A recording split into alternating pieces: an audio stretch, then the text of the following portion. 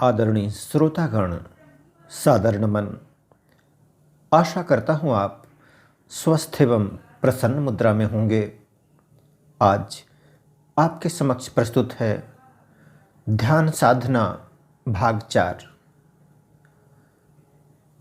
पूर्व के प्रसंग में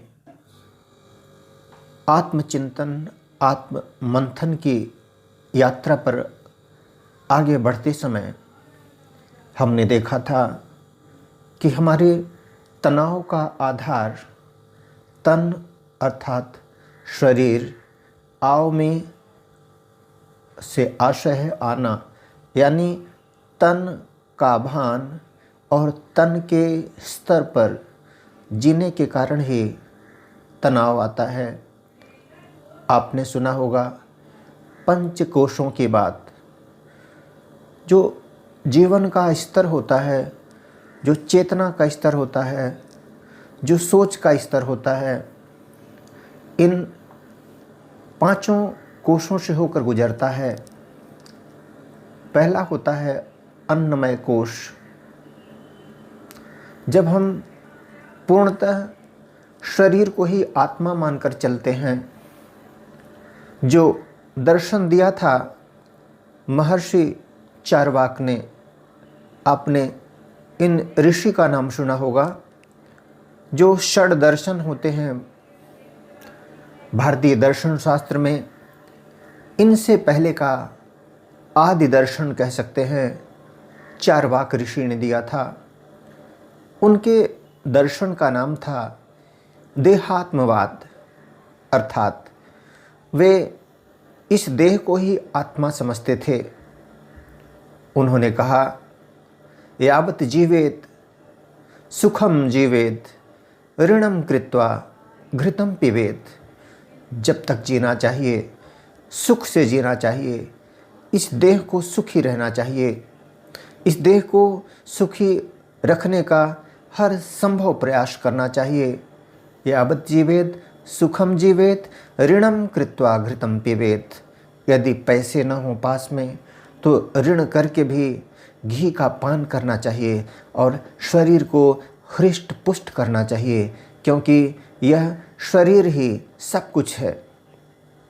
लेकिन कालांतर में अद्वैत वेदांत और परवर्ती जितने दर्शन इसके पूर्व हुए, उन्होंने सिद्ध किया कि यह देह विनाशी है, आत्म तत्व अविनाशी है। इसलिए हम इस आत्म तत्व की ओर बढ़ने के लिए, आत्मचिंतन को पुष्ट करने के लिए इस दिशा में हम आगे बढ़ रहे हैं। गीता में भी कहा गया है, वासांसि जीर्णानि यथा विहाय नवानि गृह्णाति नरोपराणि। तो ये शरीर एक वस्त्र की तरह है, इसका त्याग होता है और आत्मा नए शरीर को धारण कर लेती है। एक प्रश्न यह भी उठता है कि जब पुराने वस्त्र को धारण कर आत्मा नए शरीर को धारण करती है, तो कुछ मनुष्यात्माओं का जन्म होते ही मृत्यु हो जाती है, वे काल के गाल में चले जाते हैं। ऐसा क्यों होता है? तो शास्त्रकार इसका समाधान बताते हैं कि जो शरीर की संरचना है, शरीर की जो जीवन अवधि है, वह संस्कारों पर निर्भर होती है। यानी कौन सा शरीर, कौन सी जीवात्मा कितने समय के लिए इस संसार सागर में आ रही है, वह उससे न तो एक पल ज़्यादा और न एक पल कम ही अस्तित्व में रह सकती है।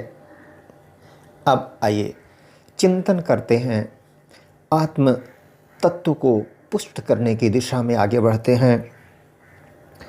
कहते हैं, being a soul acting a role. हमें एक आत्म तत्व को आत्मभान में जीते हुए और अपना रोल प्ले करना चाहिए। विलियम शेक्सपियर ने भी कहा है, all the world is like a stage, we are merely poor player. सारा संसार एक रंगमंच है और हम एक खिलाड़ी मात्र हैं, प्लेयर मात्र हैं। मिल्टन महान अंग्रेजी कवि, वे कहते हैं, time is stealing our life. समय के साथ हमारा शरीर चोरी होता जा रहा है, इस शरीर की उम्र क्षीण होती जा रही है। एक बार विलियम शेक्सपियर पुनः कहते हैं, tomorrow and tomorrow we are going towards death.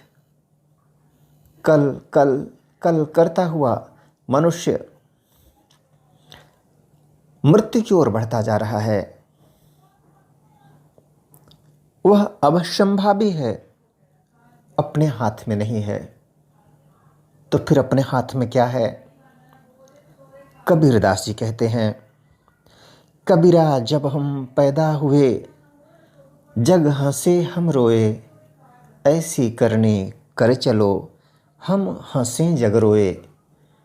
तो समय रहते इस प्रकार का हम जीवन व्यतीत करें कि हमारे व्यक्तित्व और कृतित्व को याद करके जमाना याद करे, आदर के साथ, श्रद्धा के साथ, और कुछ सबक, कुछ सीख हमारे जीवन से ले सके।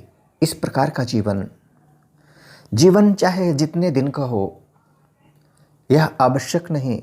It is quality that counts, not quantity. Quality का महत्व है, क्वांटिटी का नहीं। सैकड़ों वर्ष जीने के बाद भी कुछ लोग संसार में अपनी लकीर नहीं खींच पाते और कुछ लोग चंद दिनों में ही यादगार बन जाते हैं। उनका व्यक्तित्व, कृतित्व उदाहरण बन जाता है। स्वयं जगतगुरु शंकराचार्य का जीवन काल कितना छोटा था, आइए देखते हैं। अष्टमे चतुर्वेदी 8 वर्ष के थे तो उन्हें चारों वेदों का अभ्यास हो गया था, हृदयंगम कर लिया था, उन्होंने आत्मसात कर लिया था चारों वेदों को। 12 सर्वशास्त्रविद और 12 वर्ष की उम्र में सारे शास्त्रों का अध्ययन कर लिया था। 16 कृतवान भाष्यम और 16 वर्ष की उम्र में स्वयं अपनी टीकाएं लिख डाली थी, अपने मत स्थापित कर दिए थे। और द्वात्रिशे मुनि रम्यगात 16 से 32, इन 16 सालों में 32 वर्ष की उम्र में वे परम धाम को चले गए। इन 16 वर्षों में चारों धाम की स्थापना केरल के कालड़ी नामक ग्राम से, और उत्तराखंड बद्रीनाथ, और इधर अटक से कटक तक, गुजरात से उड़ीसा, चारों धाम की स्थापना करके हिंदू धर्म का आधार स्तंभ बना दिया। और उन्होंने अद्वैत वेदांत की इस प्रकार स्थापना की कि उसे आज तक किसी ने खंडित नहीं किया, खंडन नहीं हो सका उनके सिद्धांतों का। उन्होंने कहा, ब्रह्म सत्यम जगन मिथ्या, जीवो ब्रह्मैव नापरः। उन्होंने कहा ब्रह्म सत्य है और यह संसार मिथ्या है। व्यवहार से भी हम देखते हैं मिथ्या इसलिए कि हमारी आँखों के सामने ही न जाने कितने लोग थे और काल के गाल में समा गए और दूर जाने की आवश्यकता नहीं है। हम भी बाल्यकाल में फूल सुकोमल किस तरह से थे और आज कैसे हैं और कल कैसे हो जाएंगे और अंत कैसा होगा, भली भांति परिचित हैं। तो इस तरह से वे जगत गुरु शंकराचार्य कहलाए। जगत गुरु कहलाने का आधार भी यही था। अब being a soul acting a role, आगे बढ़ने से पहले आइए देखते हैं कि गोस्वामी तुलसीदास जी कि पहले जो टाइटल गोस्वामी का जुड़ता है उसका आशय क्या होता है। गो यानी इंद्रियां और स्वामी। जिस व्यक्तित्व का अपने इंद्रियों पर स्वामित्व हो जाए वह व्यक्ति गोस्वामी कहलाता है। कई बार यह प्रश्न में आता है, दिमाग में आता है, लोगों को कहते हुए सुना जाता है कि काल के गाल में तो सबको समा जाना है, चाहे कोई धर्मात्मा हो, पापात्मा हो या पुण्यात्मा, तो धर्म की शरण क्यों लेनी चाहिए। किसी संत ने इस बात को बड़े ही प्यार से बहुत ही सहज शब्दों में समझाया कि जिस प्रकार से बिल्ली अपने मुख से बच्चे को भी पकड़ती है और उसी मुख से चूहे को भी पकड़ती है, अनुभूति में अंतर है। बिल्ली का बच्चा समझता है कि उसकी माँ प्यार से उसे एक जगह से उठाकर दूसरी जगह ले जा रही है। जिस तरह से बालक माँ की गोद में होता है उसी तरह से बिल्ली का बच्चा वही अनुभूति लेता है, वही सुखानुभूति उसको होती है। जबकि चूहे का बच्चा समझता है कि किसी भी पल उसके प्राण पखेरु उड़ सकते हैं। इसलिए यह फर्क होता है धर्मात्मा में। ऊपर से देखने पर तो अंतर समझ में नहीं आता, लेकिन बहुत व्यापक अंतर है, धरती आसमान का अंतर है एक धार्मिक जीवन जीने में और एक अधार्मिक जीवन जीने में। तो जब चिंतन हम लोग कर रहे थे कि being a soul acting a role, हम इस तरह से जीवन व्यतीत करें जिस तरह से कमल पुष्प, कमल पत्र जलाशय में रहने के बाद भी जल की बूंदों से वह निर्लिप्त होता है। इसी तरह से संसार में, घर परिवार में इस तरह से जीवन व्यतीत करें कि उन सब के बीच रहते हुए भी, अपने कार्य का, दायित्वों का निर्वहन करते हुए भी निर्लिप्त भाव से जीना। कैसे जीवन की नैया कर दे प्रभु के हवाले, जैसी वे चाहें उसको वैसे संभालें। दाता की देन कर दे, दाता को अर्पण, मेरा मेरा ना कर तो हो जा समर्पण।